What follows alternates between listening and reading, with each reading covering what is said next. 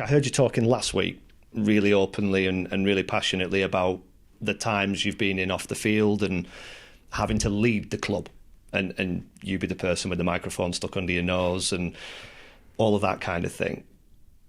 Clearly that's a role that you sign up for when you're the football manager. You're not quite sure to what extent it'll be or what lies around the corner. I'm just wondering what kind of an impact it has on you. If you're picking people up around the place, if you're boosting morale around the place, who does that for you? It's a good question, and it's always spoken about in leadership programmes, who motivates the motivator, and usually when no one, usually.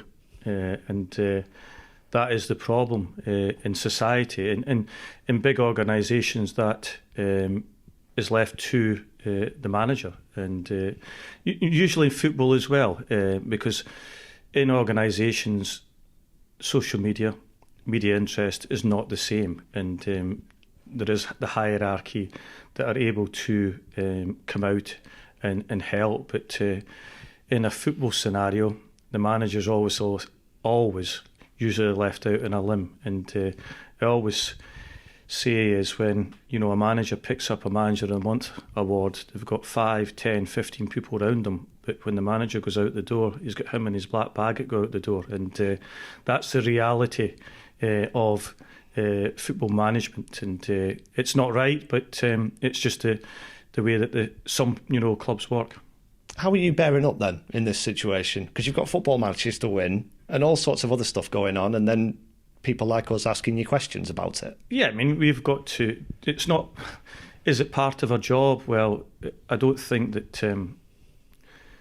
sitting in front of the media all the time should be part of your job. I think that it should be that you're out there in the training field coaching and doing the things that you are, but we obviously understand that the supporters want to be spoken to, and we are the people that have got the most interest because we're in that position at the football club, and we give the answers as best as we can. But from my point of view, I've nearly done 700 games of a manager now, so every day you go about it and be ready to work hard and get everyone motivated.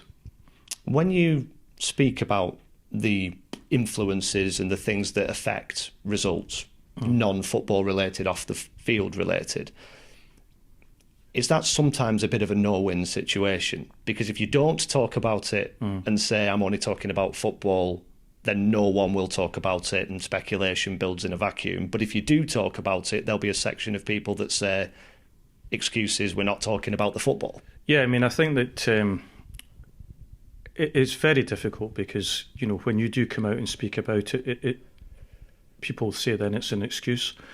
When you do come out and speak about it, they don't want to hear it because it's the truth. And, it's a difficult balancing act to have as a football manager. When do you tell the truth?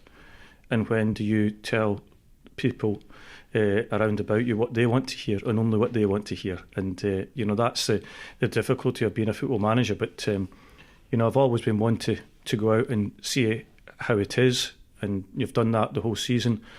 I gave the warnings to our supporters months and months ago. Some listened to me. Some thought it was an excuse. Well, hopefully they realise it wasn't an excuse now and maybe think about how difficult it's been in this football club since the start of the season and maybe recognise that. But some will, some won't.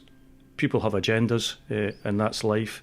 But, from a footballing point of view, we're trying to keep this football club going on the footballing side and being competitive in this league. We've got 4 games to go and we're trying our utmost to stay in this division. We haven't had much help, out with. It's been extremely difficult. The wages were paid late. That didn't help us. And, I think that off the field hasn't helped on the field this season, but we keep on fighting. You're very calm and measured about this stuff. I have heard you in the past be a little bit more vociferous, angrier, perhaps. I've gone past that stage because there's nothing that we can do. We're in a hugely difficult situation, and anger isn't going to get me anywhere. I'm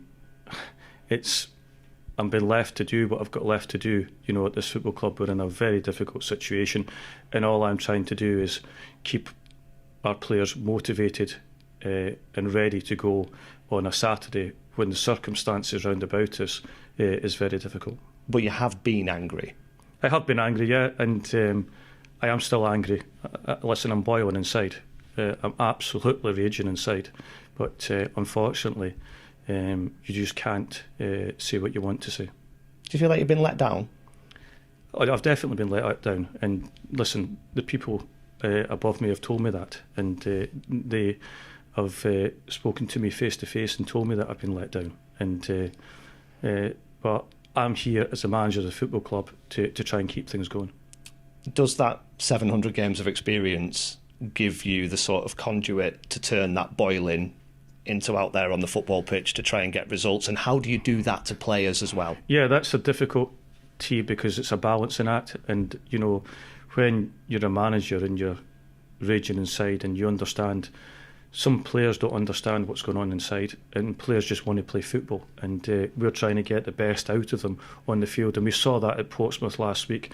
I couldn't have been any prouder of that, players going to Portsmouth. A difficult game, Portsmouth pushing to get into that top 6, and we're pushing to move higher in the league, and the players gave their all. To the last seconds of that game, they gave their best for this football club. I guess on a sort of fundamental level, if you're getting that in a football sense, you must feel very satisfied. Listen, I can't ask any more of the players. Yes, we can do better, defend better, we can make better choices of passing, we can get our shots off early, we can do a lot of things better, but it's not without trying. They are, trying their best, and we're just in a difficult division. We're in a division where there's a lot of good teams, and we are competing against them. Is now the time to rediscover that home form that you had a while ago? I think it's 4 games without winning here, but you did have that good run sort of middle part of the season. How do you recapture that? It's just about taking that opportunities when they come along. We do create some good moments in the game. We probably haven't had enough shots on target recently, but we've been in good areas to allow us to get into that 18-yard box. But it's, we've had draws here that have been good draws because we played against tough opponents, but we have drawn a lot of games this season, and we've had games here where we've drawn that we could have won, i.e. the Portsmouth game. Is it predominantly the taking of chances or the creating of them? Do you need to make more? I guess. I think it's the taking of them, because we're not going to create a lot of chances in the games because of the opposition we're coming up against. We've come up against Plymouth, we've come up against Portsmouth, and we've come up against Wycombe here, and they're all teams at the top end of the table. So it's highly unlikely that we're going to create more opportunities than them. If we were going to do that, then we would be in a much higher position in the league. You talk about draws there. Do draws do you a lot of good in the current situation? They don't, no. We understand that. We understand that we need to win games now between now and the end of the season. Do we need to win 3 games? Do we need to win 4 games? We don't know. We're 5 points adrift at this moment in time, and other teams have got games in hand. It's still, of course, possible. The maths tells you that.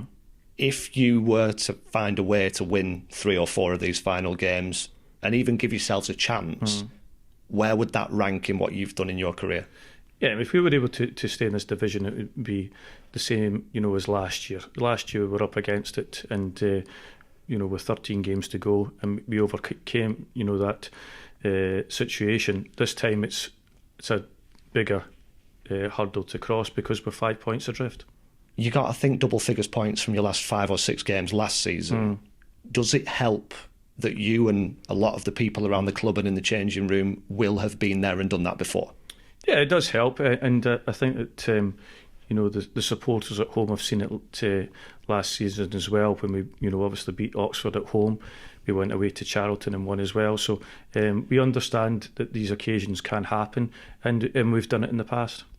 Is there any thought to changing the way you approach the games, knowing that points aren't much good to you, or do the sort of circumstances and the resources mean that you can't really do that? Yeah, I don't think there's any point in defending at this stage of the season. I don't think there has been any point. We've just gone for it, and we did that at Portsmouth last week, where we just tried to get on the front foot and be up against the opponent, and likewise against Plymouth as well. So that's our take on it all the time. And I suppose if the worst happens and you don't survive this, you talked about the effort of players earlier. If you've gone for it in these final 4 games and given it all you've got, will that be easier to take than going out with a whimper? I think that we've always given it our best. We did that against Plymouth. We did that against Portsmouth last week, where it was a really high-intensity game, and the players went all out to get the win, and they were pushing to the last minutes of the game to try and do that. Just on the personnel side of things, how are you looking? Is there anything good news-wise? Yeah, we've got 5 out for the weekend, so we're down to the 18 players, 2 goalkeepers and 16 outfield players. So we have got 5 that will be missing from the game. I'm not going to name the 5 because obviously it alerts the opposition, but we have got 5 missing. That's not good news, is it? No, it isn't, but that's sometimes what happens at this stage in the season. We've played a number of games in a short space of time. And Wycombe, you've talked about teams with stuff to play for, can still get in the playoffs. In your experience, does that help at this time of year? Does that make it more of an all or nothing kind of game? It definitely is. It's 3 points, for each team is vital, and they'll be all going out to do it. And that leaves space, and there'll be space on both sides, where we're going out to try and win the game. And they'll leave space as well. And they'll understand that, we've got a very good home record. It's a nearly mid-table home record this season, and our away record hasn't been good enough.